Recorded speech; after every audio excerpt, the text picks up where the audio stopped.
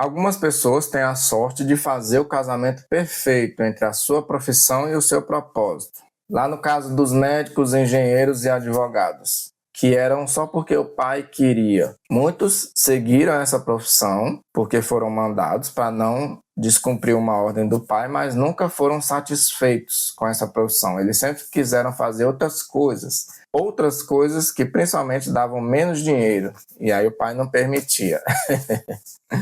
Então a pessoa continuava nessa profissão por causa do dinheiro e acabava se tornando um profissional regular. Todos nós já fomos atendidos por esse profissional regular, que ele é aquele profissional por escolha alheia. Mas alguns tiveram a sorte de o pai escolher a profissão para ele, ou ele querer seguir os passos do pai e ser satisfeito com isso, se encontrar nessa profissão. E nós também já fomos atendidos por essa pessoa. E é uma satisfação muito grande você ser atendido por alguém que está fazendo o que ele gosta de fazer. Quando eu falo propósito, parece que eu estou citando como se fosse um unicórnio. E é assim que muita gente vê e muita gente ensina pra gente. Temos que encontrar o nosso propósito, como se fosse esse unicórnio que a gente tem que seguir. Em algum lugar ele está. Eu tenho que ir para outra cidade, fazer outro curso. Onde está o meu propósito? Muita gente acredita que esse propósito está junto com a sua paixão. Quando ele encontrar a paixão, ele vai encontrar o propósito. E às vezes as pessoas abandonam caminhos anteriores, abandonam a escola, abandonam profissões, e então ele vai tentar ser músico, tentar ser jogador de futebol. Como ele gosta muito, é a sua paixão, ele acredita que este é o seu propósito. Mas o autor Cal Newport, que é o autor do livro Trabalho Focado, ele também escreveu outro livro chamado So Good They Can't Ignore You, tão bom que eles não podem ignorá-lo. E nesse livro ele diz: não siga sua paixão. Durante sua pesquisa, tanto na faculdade quanto para o livro, ele percebeu que muitas pessoas faziam o caminho inverso. Em vez dela pensar, essa é a minha paixão, eu vou em busca da minha paixão e eu vou ficar muito satisfeito com isso. O que ele percebeu é que muitas pessoas entravam em um trabalho e à medida que elas iam melhorando nesta profissão, a profissão se tornava a paixão delas. Então, a sua satisfação no trabalho, ela viria depois. Sua satisfação no trabalho seria crescente. E uma coisa que não era a sua paixão se torna a sua paixão. Por isso que eu chamo de casamento perfeito. Pois esse pensamento funciona exatamente como funcionavam os casamentos antigamente. Muita gente casava com quem já estava apaixonado, escolhido pela família. Mas muita gente casava com quem mal conhecia. O filho do vizinho de outra fazenda, ou o filho ali do comércio, porque os pais queriam casar suas filhas e filhos com quem tinha alguma condição, pelo menos, não é isso? Essas pessoas não se amavam no começo, mas com a convivência passavam a se amar. E o mesmo problema que as pessoas tiveram com o propósito em sua profissão, tiveram problema com os relacionamentos. Hoje as pessoas estão livres para escolher, têm excesso de opções, casam apaixonadas e se desapaixonam. O número de divórcios explodiu em uma época em que a gente pode escolher com quem a gente casa, o que é curioso. Era para ser o contrário, não é? Se eu escolhi com quem eu vou casar e eu já estou apaixonado, era para eu ficar com essa pessoa para sempre. Questionamentos interessantes. Então, Cal Newport, ele acredita que correr atrás da nossa paixão é perda de tempo. O que para muita gente é. Muita gente passa 10, 20 anos correndo atrás da sua paixão e nunca consegue alcançá-la. Tomando como exemplo aqueles que conseguiram. O Neymar é exemplo para milhares de jogadores que querem ser milionários e alguns vão conseguir ser. As bandas são exemplo para muita gente que quer ser tocador. Então, o Cole, ele recomenda que você se torne melhor naquilo que você tem a oportunidade de ser, que você gosta um pouco. E com o tempo você vai melhorando. Flávio Augusto, que é um empreendedor brasileiro, ele tem uma outra frase interessante, combina com Cal Newport. Ele diz que ele ama tocar guitarra, gosta muito de tocar guitarra, mas ele não vive de tocar guitarra, ele vive de vender. de empreender. E nos finais de semana, no tempo livre, ele toca guitarra à vontade. Eu tenho um grande amigo mesmo, que ele faz parte de uma banda, toca muito bem. É um das pessoas que eu conheço a que toca melhor. Abraço pro meu amigo Fábio, é até meu xará.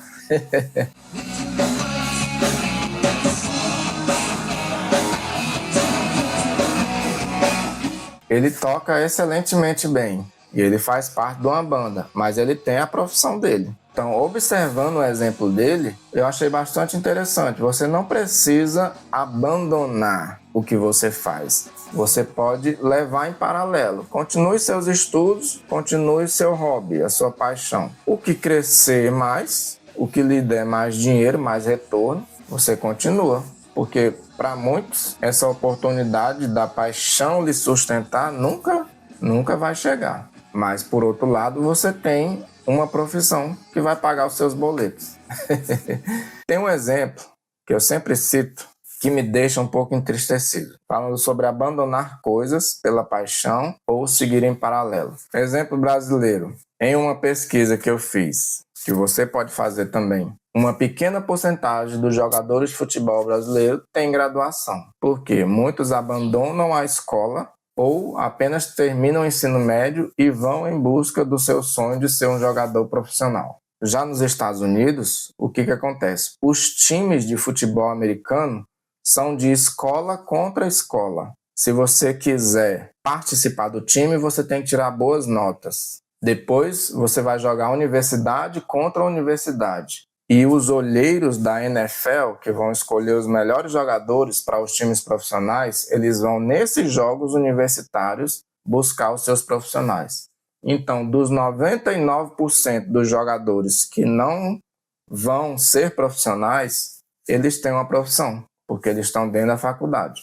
Inclusive, tem uma série interessante, que eu creio que é Lie to Me, excelente série, Minta para mim, que ele faz leitura de microexpressões para descobrir se ele cometeu o crime ou não.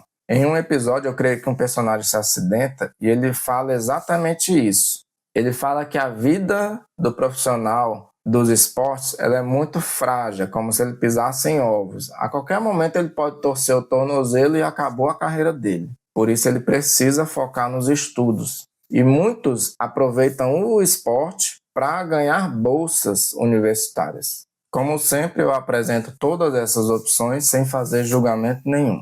Como diz o excelente Ted Lasso, que eu estou acompanhando a série agora, não seja julgador, seja curioso.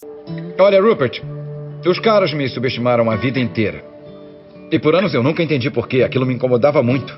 Mas aí, um dia, eu vi uma frase do Walt Whitman pintada no muro que dizia: seja curioso, não julgador. E do nada eu entendi, todos aqueles caras que costumavam me diminuir, nenhum deles era curioso. Sabe, eles achavam que sabiam de tudo e por isso eles julgavam todo mundo. Eles julgavam todo mundo. E eu percebi que o que eles faziam comigo não tinha nada a ver com quem eu era. Porque se eles fossem curiosos, eles teriam feito perguntas, não é? Perguntas como: você já jogou muito dado, Ted?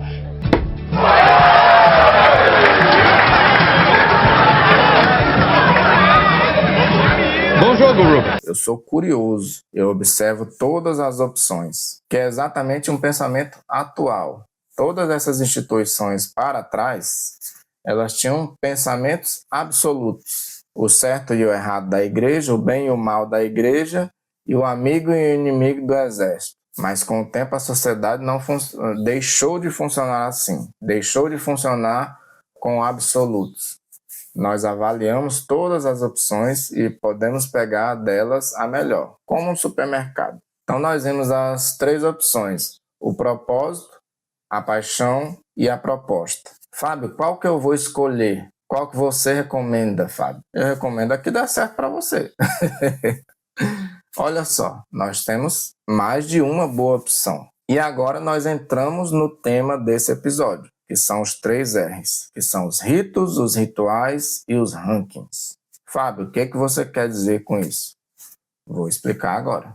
Todas essas instituições, antigas e atuais, nós passamos por essas 3 fases. Um rito de passagem, o ritual de permanência e o ranking de crescimento. E a nossa sociedade vive um momento de crise exatamente porque isso não existe mais como existia antes. Eu vou dar um outro exemplo aqui, trazer um excelente exemplo do Jurandir Gouveia, de como eram os ritos e os rituais antigamente e como eles ainda são hoje, em algumas pequenas tribos, e como a gente aplica hoje em dia, mesmo sem perceber. Estes são os guerreiros Maasais.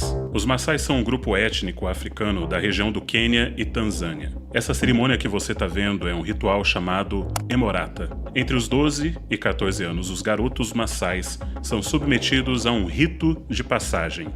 Segundo o etnógrafo alemão Arnold van Gennep, existem 3 etapas dos ritos de passagem: a separação, a transição e a reincorporação.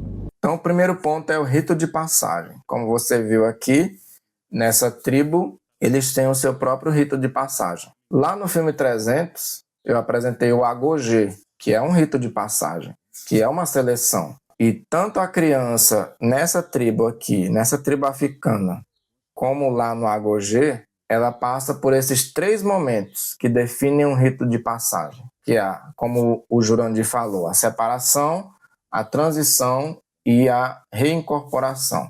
E esses 3 pontos, esse rito, ele tem uma palavra-chave, que é a dor. Não tem como você passar por um rito de passagem sem dor, sem perder alguma coisa. Lá em Procurando Nemo, o Nemo também tem o seu rito de passagem. 2, na verdade. Ele tem um rito de passagem durante todo o filme, em que ele tem a separação do pai dele, a transição e a reincorporação. E lá, quando o Nemo está no aquário, ele é apresentado à sociedade aquariana e ele tem que passar pelo anel de fogo no Monte Babalava pela boca. E assim como a gente viu ali na tribo e no 300, esse rito ele é obrigatório e ele é imposto dos mais velhos aos mais novos. Se você passar, você vai ser reincorporado à sociedade com um novo título, geralmente de guerreiro. Lá no caso da tribo era guerreiro, no caso dos 300 também era guerreiro. Ou seja, você é capaz de sobreviver, você é capaz de se proteger e de proteger os outros, que é o que eu falo muito em meu estudo sobre bullying. Eu tenho uma série completa aqui nesse canal.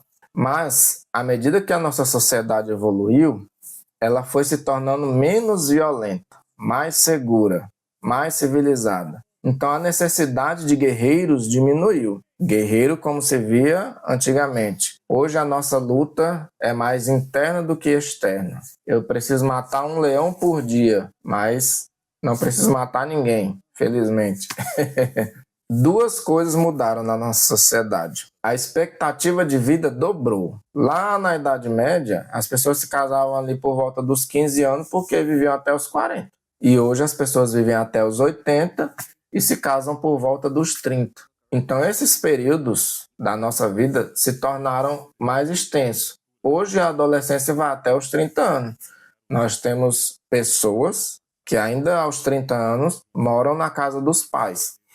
Fábio, você está julgando? Não, eu estou analisando e eu estou apresentando. Novamente eu digo que eu não faço mais julgamento. Por que essas pessoas ainda estão na casa dos pais aos 30 anos? Por inúmeros fatores. Primeiro, porque está mais complicado conseguir as coisas, que é paradoxal. Existem mais oportunidades, mas está mais difícil conseguir as coisas. Está mais difícil se sustentar sozinho nessa sociedade. E também porque estes jovens, que hoje são adultos, eles não passaram exatamente por esses 3 pontos aqui, pelo rito de passagem. Eles não foram iniciados na vida adulta. Então eles vão ficando. Esse propósito imposto pelos pais não existe mais. Os pais hoje ficam esperando os filhos se decidirem, enquanto os pais esperam os filhos se decidirem, os filhos estão lá no YouTube vendo vídeos de como encontrar a minha paixão aos 30 anos de idade. E eu não estou julgando ninguém, porque ainda hoje eu me faço a mesma pergunta. O que eu poderia fazer que eu gostaria de fazer mais do que o que eu faço hoje?